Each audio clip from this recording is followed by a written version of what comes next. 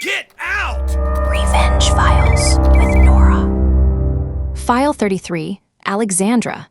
Have you ever had those moments in your career when you realize the biggest threat to your success isn't the competition, the economy, or even your own limitations? What if that threat is the person sitting in the corner office who's supposed to be supporting your growth? That person, a toxic boss, my division head, didn't just block my promotion. He orchestrated a campaign to make sure I'd never advance again, anywhere.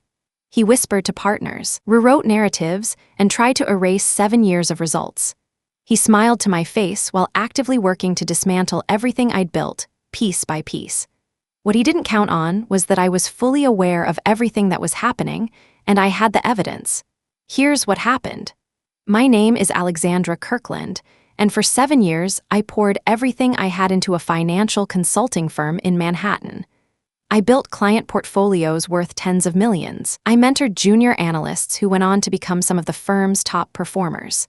I came in early and stayed late, because from the very beginning, there were things I believed in and valued deeply. I started at Whitfield and Callaway in my late 20s, fresh off an MBA from Columbia and Hungary, to prove myself in the world of financial consulting. The firm occupied the 27th floor of a glass tower in Murray Hill, one of those places where the elevator alone felt like an interview. Everything was polished marble and muted conversations and the quiet hum of ambition. I remember my first day walking through those frosted glass doors, thinking I'd finally made it to the place where hard work actually meant something. And for a while, it did. My first 3 years were a blur of 100-hour weeks, client dinners, and presentations that I'd rehearse in my bathroom mirror at 2 in the morning. I was assigned to the mid-market advisory division, working with companies valued between $50 and $300 million. It wasn't the flashiest group, but it was where the firm made its bread and butter, and I threw myself into it completely. By year 4, I'd built a client portfolio that generated over $22 million in annual revenue. I'd personally onboarded 11 new accounts, 3 of which became top 20 clients for the entire firm. My performance reviews were spotless. 4 consecutive years of exceeds expectations. The partners knew my name. Junior analysts requested to be placed on my teams. I was the person people came to when a deal was falling apart at the last minute, because I had this ability to read a room, find the pressure point, and turn a hostile negotiation into a closed contract. That's when Derek Voss entered the picture. Derek was brought in as division head of our group after the previous leader, a woman named Catherine Park, who'd been my mentor and champion, accepted a position at a rival firm. Catherine had been the one who saw my potential early, who pushed me toward increasingly complex engagements, who told me during our last lunch together that I was next in line for a promotion to director. She said it like it was already decided, like it was just a matter of paperwork and timing. Derek Voss was the opposite of Catherine in every measurable way. Where she led with questions and curiosity, Derek led with declarations and volume. He was tall, somewhere in his mid-50s, with silver hair that he wore like a crown and a handshake that lasted exactly 1 second too long. He'd come from a boutique firm in Chicago that had recently gone through a messy dissolution, though the details were always vague. During his introduction at the department town hall, he talked for 45 minutes without once mentioning the team's existing work. It was all about his vision, his philosophy, his track record. I remember glancing at my colleague, James Narita, and seeing the same thought reflected in his expression. This was going to be different. The first few months were manageable. Derek spent most of his time in closed-door meetings with senior partners, presumably learning the landscape. He nodded at me in hallways, asked surface-level questions about my accounts, and seemed content to let the machine run itself. I thought maybe I'd misjudged him. Maybe he was just taking time to settle in. Then came the budget planning session that changed everything. It was a Tuesday in November, 8 months after Derek's arrival. The entire division, 38 of us, gathered in the large conference room on 27 for the annual budget allocation meeting. This was where resources got distributed, headcount got approved, and priorities got set for the following fiscal year. It was also, unofficially, where the power dynamics of the division became visible. Who got more analysts? who got the premium client assignments, who the division head chose to publicly praise. I'd prepared a detailed presentation for my portfolio's growth strategy. 12 slides, backed by data, projecting a 15% revenue increase if we added 2 senior analysts to my team. I'd sent it to Derek 3 days in advance, as requested. He'd responded with a single word: received. When my turn came to present, Derek cut me off after the second slide. "I think we can summarize this quickly," he said, not looking up from his phone. "Alexandra's team will maintain current headcount. We're redirecting those resources to the enterprise segment." He said it casually, like he was reading a weather report. The enterprise segment was run by Todd Whitmore, a mediocre consultant who happened to play golf with Derek every other Saturday. I started to object.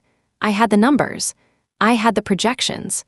I had 3 years of consistent growth that justified every single request in that presentation. But Derek raised one finger, the universal signal for silence, and said, "We've already discussed this with the partners. Let's move on." We hadn't discussed anything. I checked with 2 partners afterward. Neither had been consulted. That was the first lie. It wouldn't be the last. After the budget meeting, something shifted in the air around me. Assignments that should have come to my team were quietly rerouted. Client meetings I'd scheduled were moved without my knowledge. I'd show up to a conference room expecting to lead a presentation and find Todd Whitmore already set up, using slides that looked suspiciously like templates I'd created. I want to be clear about something. I'm not someone who jumps to conclusions. I'm aware that rushing to judgment can lead people to the wrong answers. I'm also cautious about the risk of taking things too personally. The way to prevent that is to gather data before forming a hypothesis, so I watched. I took notes. I started keeping a personal log on my phone, time-stamped, cataloging every anomaly. It was a habit Catherine had taught me years ago.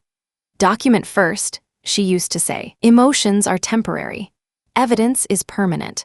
I didn't know it then, but that quiet advice would turn out to be the most valuable thing anyone had ever given me. The documentation habit started small. A note here, a screenshot there, but within weeks, the pattern became impossible to ignore. Derek wasn't just neglecting my career development. He was actively dismantling it. He reassigned my highest-performing analyst, Priya Desmond, to Todd's team without informing me first. When I asked about it, he said it was a temporary resource optimization. Priya told me privately that she'd been told it was permanent. As it turned out, this was at the core of Derek's strategy, just as I'd noticed before: 2 different stories.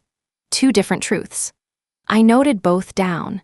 He started scheduling critical client calls during times he knew I had standing meetings, then CCing the partners when I didn't attend, with notes like Alexandra was unavailable for the Dalton Group touchpoint. No mention that he'd created the conflict deliberately. No mention that I'd asked him twice to reschedule. Those emails went into my growing file too. The worst part wasn't the sabotage itself, it was the precision of it. Derek wasn't impulsive. He was methodical. Every move was calculated to create a paper trail that made me look disengaged, unreliable, unfocused. And if you only looked at his version of events, if you only read his emails and his meeting notes, you'd think he was right. You'd think Alexandra Kirkland was coasting, but I had my own paper trail, and mine had timestamps. The instinct to confront is strong. The instinct to storm into their office and demand answers feels righteous. But righteousness without evidence is just noise, and noise is easy to dismiss. What do you think? The real escalation began in February, 3 months after the budget meeting. Annual promotion nominations were due, and for the first time in my career, my name wasn't on the list. I found out through James Narita, who'd been copied on an internal distribution by mistake. The email from Derek to the partnership committee listed 4 nominees from our division. Todd Whitmore was there. So were 2 analysts who'd been with the firm less than 3 years. My name, the name attached to $22 million in annual revenue, the name that appeared on more client satisfaction surveys than anyone else in the division, was nowhere. James forwarded me the email with a single line: "You need to see this." I read it sitting alone at my desk, the glow of my monitor the only light in my office at 9:30 on a Wednesday night. I read it 3 times. Then I saved it, printed it, and placed it in the folder I kept locked in the bottom drawer of my filing cabinet. The folder was getting thick, That felt like progress. I requested a meeting with Derek the following morning. He kept me waiting 22 minutes outside his office, door open, while he took what was clearly a personal call about weekend dinner reservations. When he finally waved me in, he didn't stand up. "The promotion list," I said, no preamble. No small talk. Derek leaned back in his chair. "What about it?" "I've exceeded every performance metric for 4 consecutive years. My client retention rate is 93%. I generated more revenue than any other manager in this division last quarter. Why am I not on the nomination list?" He smiled. Not a warm smile. The kind of smile that's designed to make you feel like you're overreacting. You might know the type. "Alexandra, promotion isn't just about numbers. It's about leadership presence. It's about executive readiness. It's about cultural fit." He paused briefly and continued. "The committee felt that while your individual contributions are strong, you haven't demonstrated the broader strategic vision we need at the director level." "Which committee members said that?" "I'm not going to get into specifics. I wasn't planning to say this, but I couldn't help myself. Because they didn't say it. You did." The smile disappeared. Something cold moved behind his eyes. "I'd be careful about making accusations, Alexandra. That kind of attitude is exactly what I'm talking about." I stood up. I didn't slam the door. I didn't raise my voice. But even though I didn't show it, I was furious, deeply furious. I walked back to my desk, closed the door to my office. After pausing for a moment to think, I took a deep breath and decided to channel my energy where it belonged. I opened my personal laptop and typed every word of that conversation into my documentation file, hands trembling, while it was still fresh in my memory. Time: 10:47 a.m. Location: Derek Voss's office, 27th floor. Duration: approximately 4 minutes. His exact words about cultural fit and leadership presence. My exact question about committee members. His refusal to provide names. His veiled threat. That evening, I did something I should have done months earlier. I reached out to Catherine Park. Catherine had landed at Hargrove and Associates, a competing firm with offices in Midtown. We'd stayed in touch loosely, occasional texts, a coffee every few months, but I hadn't wanted to burden her with office politics from her old firm. That changed now. I needed perspective from someone who understood both the landscape and the players. We met at a small Italian restaurant in Gramercy, away from the usual consulting crowd. Over pasta that neither of us really tasted, I laid out everything: the budget meeting, the reassigned analysts, the scheduling conflicts, the promotion list, the documentation. Catherine listened without interrupting, which was her way. When I finished, she set down her fork and looked at me with an expression I'd never seen on her face before. It wasn't surprise. It was recognition. "Everything you're telling me sounds familiar. He did the same thing in Chicago," she said quietly. The words hit me like a physical force. "What?" "Derek Voss. The boutique firm he came from, the one that dissolved, it didn't just fall apart on its own. 3 senior consultants filed hostile workplace complaints. 2 of them had documentation similar to what you're describing. The firm settled quietly and restructured. Derek walked away clean because the settlements included non-disclosure agreements." She took a sip of her wine. "I found out after I'd already left. A friend at one of the Chicago firms told me. I tried to warn the partners at Whitfield, but by then Derek was already installed and they'd made their bet." This was the moment everything crystallized. I wasn't dealing with a difficult boss who had different priorities. I was dealing with a pattern. A practiced, repeated, documented pattern of behavior that had already destroyed careers at another firm. And unless someone stopped it, the next career to end would be mine. Catherine gave me one more piece of advice that night. "Don't go to HR yet," she said.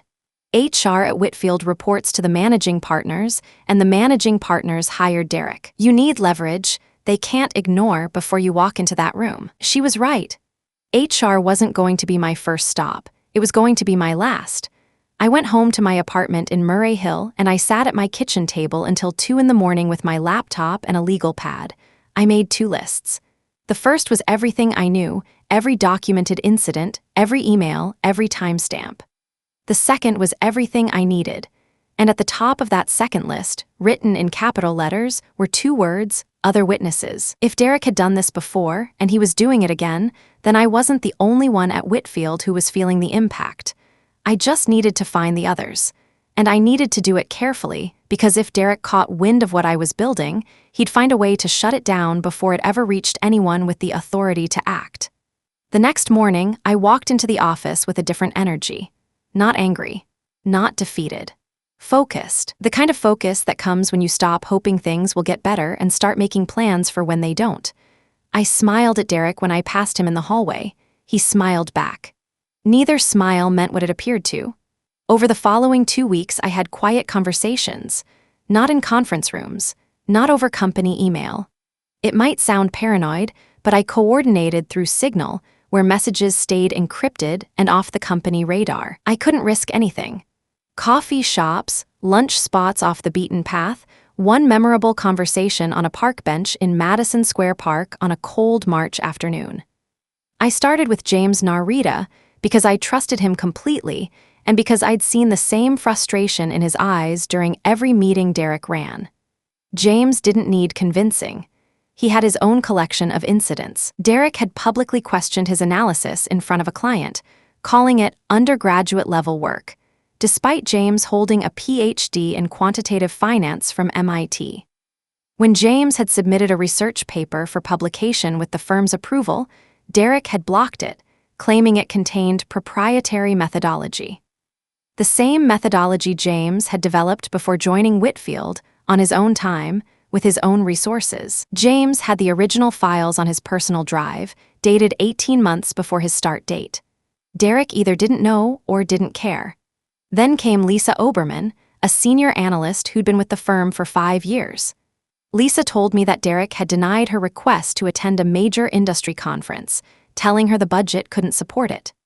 2 weeks later, Todd Whitmore posted photos from that same conference on LinkedIn, tagged with the Whitfield account. When Lisa asked Derek about the discrepancy, he told her she must have misunderstood which conference she'd requested. Our numbers grew by the day. Rachel Dunn in compliance, Marcus Rowan in operations, Priya Desmond, who'd been involuntarily transferred to Todd's team. I found them one by one. Not by asking leading questions, but by creating space for people to share what they'd been holding in.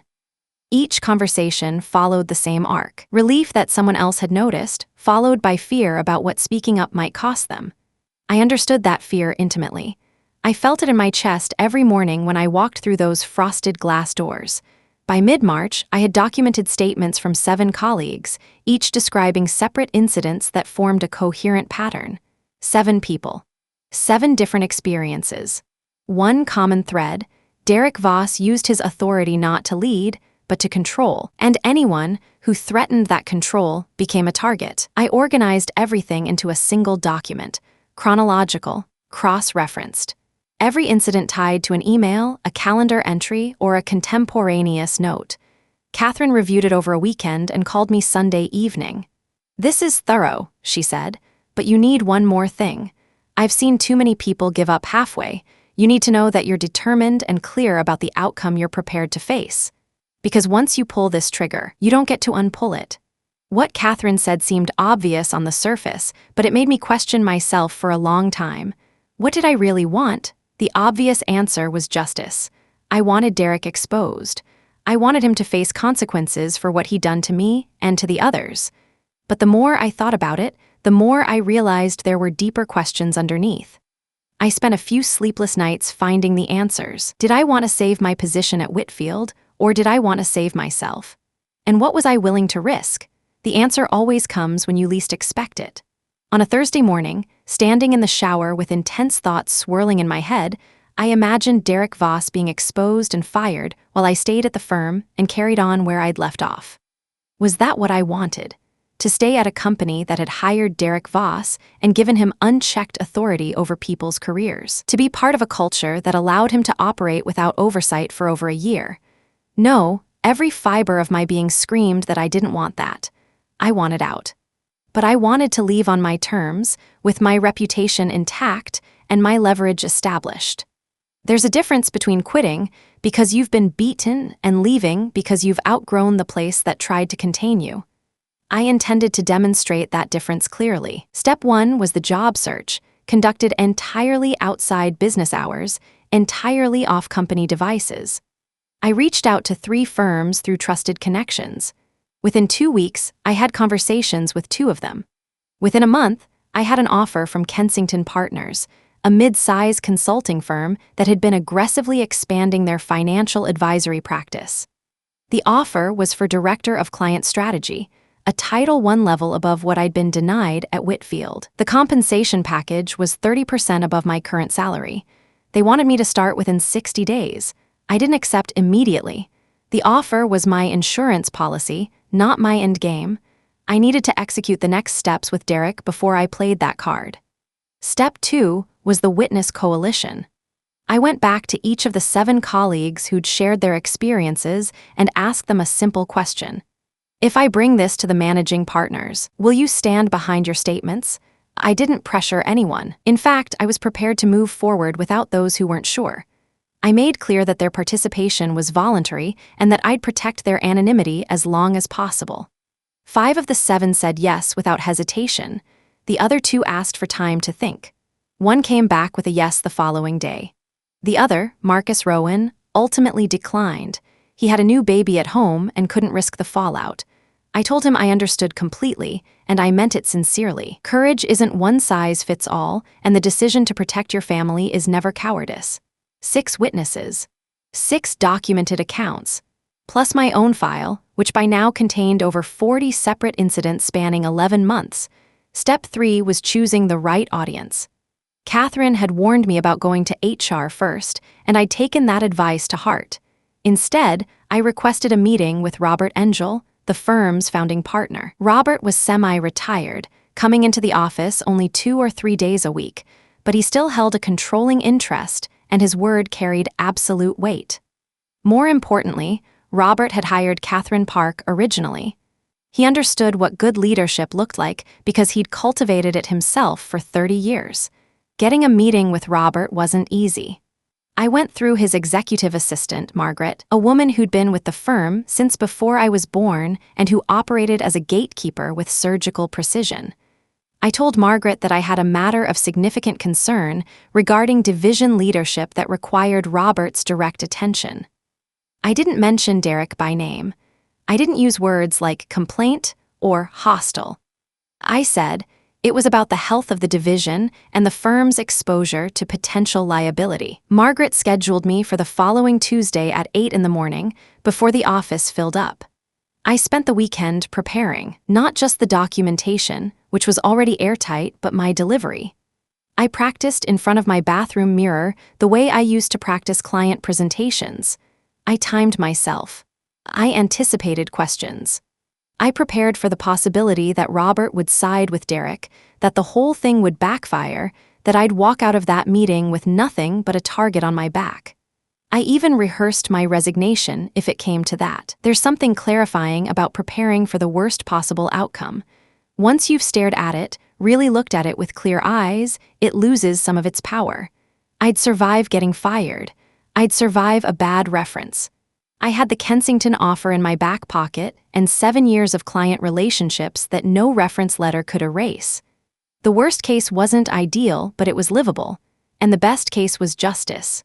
Monday night, I couldn't sleep. I lay in bed watching the lights of Murray Hill blur through my window, running through every scenario. At some point around 3 in the morning, I stopped planning and just breathed. I thought about all the mornings I'd walked into that building feeling like I belonged, and all the recent mornings when I'd walked in feeling like I was trespassing in my own career. I thought about Priya and Lisa and James, and all the conversations we'd had in coffee shops, speaking in low voices about things that should have been said loudly. I thought about Catherine saying, evidence is permanent, and Derek saying, cultural fit, and how those 2 phrases represented entirely different approaches to power. At 7:45 on Tuesday morning, I put on my best suit, a charcoal gray number that Catherine had once called my closing argument outfit. I picked up my bag, which contained a printed copy of the complete documentation, a USB drive with digital copies, and the Kensington offer letter sealed in an envelope. I took the elevator to the 27th floor, walked past the frosted glass doors, nodded to the security desk, and headed straight for Robert Engel's office. Derek was already in the building. I saw his coat on the rack outside his office as I passed. He didn't see me. He was on the phone, laughing about something. The sound followed me down the hallway like a soundtrack from a life I was about to leave behind. Margaret was waiting outside Robert's office with coffee already poured. She gave me a look over her reading glasses that I interpreted as either encouragement or warning, possibly both. "He's ready for you," she said. Robert Engel's office was different from every other space in the building. While the rest of Whitfield was all glass and chrome, Robert's office had bookshelves, actual books, framed photographs of the firm through the decades. He stood when I entered, shook my hand, and gestured to a chair across from his desk. No power games. No 22-minute waits. Just two professionals about to have an important conversation. "Margaret said this was about divisional health," he began. "Tell me what's on your mind." I took a breath. Then I started talking, not with emotion, not with accusations, but with facts, dates, emails, patterns. I walked him through 11 months of documented incidents, cross-referenced with 6 witness accounts. I showed him the budget meeting decision that bypassed partner consultation. I showed him the promotion list that excluded the division's top revenue generator. I showed him the reassigned analysts, the scheduled conflicts, the pattern of isolation and marginalization that Derek had systematically implemented. His neutral demeanor made it hard to read his thoughts. With every word I spoke, I felt I was taking a risk, but I didn't slow my pace. Robert listened for 43 minutes without interrupting. He took notes on a yellow legal pad with a fountain pen that probably cost more than my first month's rent. When I finished, he set down the pen, removed his glasses, and rubbed the bridge of his nose. I recognized the gesture as someone processing something they didn't want to be true. "You said 6 witnesses are willing to corroborate?" "Yes. Independently documented. I can provide their statements today. And the Chicago situation? Non-disclosure agreements prevent the specifics from being shared publicly, but the pattern is consistent with what I've described here." Robert was quiet for a long moment. The clock on his bookshelf ticked softly in the silence. Then he said something I didn't expect. "Thank you, Alexandra. This took courage, and I take it seriously. I need 48 hours to review this with our legal team and the other founding partners. Can I ask you to keep this between us until then?" I agreed. But before I left, I did one more thing. I placed the sealed envelope on his desk. "That's an offer letter from Kensington Partners," I said. "I want you to know that I'm not bringing this to you because I'm desperate. I'm bringing it because I believe this firm deserves better than what Derek Voss is giving it, and so do the people who work here." Robert picked up the envelope but didn't open it. He looked at me over his glasses. "I'll be in touch." The 48 hours felt like 48 days. I went to work. I attended meetings. I responded to emails. I even sat through a team sync that Derek ran with his usual combination of condescension and self-congratulation. I looked at him across the conference table and thought about the sealed envelope sitting on Robert Engel's desk. I had done what I needed to do, what I could do. I finally reached a point where I realized I needed to let everything take its course, and I felt something I hadn't felt in months. Calm. On Thursday afternoon, Margaret called my extension. "Mr. Engel would like to see you at 4 o'clock. The other founding partners will be present." One last effort, I told myself.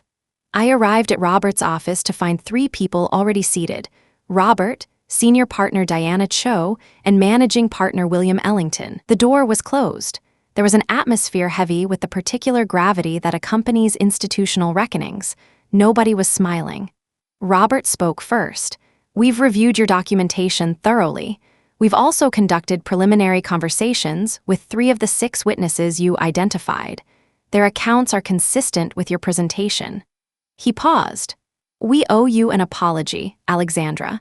We failed in our oversight of this division, and the impact on you and your colleagues is unacceptable." Diana Cho leaned forward. "Derek Voss has been placed on administrative leave effective this morning. A formal investigation will be completed within 30 days. Based on what we've seen so far, we anticipate this will result in termination." I nodded. I didn't smile. There was no triumph in this moment, only the weight of something that should never have been necessary. William Ellington cleared his throat. We'd like to discuss your future with the firm. The director position that should have been yours is available immediately. We're prepared to offer it with a compensation adjustment that reflects the past year's circumstances. Here's where the story takes the turn that surprises people. I said no. Not because I was bitter. Not because I wanted to punish Whitfield. I said no because I'd already seen what I needed to see. The firm had allowed Derek to operate unchecked for over a year. It took a 40-page documentation file and 6 witness statements to get their attention. That told me everything about where I fell on their priority list. Not at the top, not even close. I was somewhere between valuable asset and acceptable loss, and the only thing that moved me into the first category was evidence they couldn't ignore. I appreciate the offer, I said, but I've accepted a position at Kensington Partners. My last day will be in 2 weeks. The room went quiet. Robert looked at the other partners. Something passed between them, an understanding that they'd lost something they couldn't easily replace. Is there anything that would change your mind? Diana asked. No, but there is something you can do. Take care of the people who are still here. James, Lisa, Priya, Rachel, and the others. They showed courage by speaking up. Make sure that courage is rewarded, not punished. I stood, straightened my jacket, shook each of their hands, and walked out. Whitfield was now my past, not my future. Derek Voss was terminated 2 weeks later. The investigation confirmed everything in my documentation and more. 2 additional employees came forward after learning about the review, bringing the total number of formal complaints to 8. His departure was handled quietly. No press release, no internal announcement, just an empty office one Monday morning and a brief email from Robert Engel thanking the division for their patience during a period of transition. Corporate language has a way of sanitizing things, but we all knew what it meant. The 38 people in that division, every single one of them, knew exactly what had happened and why. It's been 2 years since I walked out of Whitfield and Callaway. I'm now a senior director at Kensington Partners, leading a team of 14 consultants across 3 practice areas. 4 of my former colleagues at Whitfield have since joined me here, including James Narita. We built something better together. Not perfect, nothing ever is, but better. Priya Desmond got promoted at Whitfield after Derek's departure. Lisa Oberman finally attended that industry conference, this time as a featured speaker. Rachel Dunn transferred to the firm's compliance leadership team, where she helps design better oversight processes. People corrected the system with everything they had. Seeing that gives me hope. I still keep a documentation file, not because I expect to need it, but because Catherine's advice became part of who I am. Evidence is permanent. I believe that now more than ever before. If this story resonated with you, I want to share the most important thing I learned. You're rarely the only one. Toxic leaders create ripple effects that touch everyone in their orbit. If you're experiencing it, chances are someone else's too. Finding those people isn't just strategic, it's survival. Do you agree? Share your thoughts in the comments. The full Orange File playlist's waiting, or discover other color files for more office revenge. See you in the next file.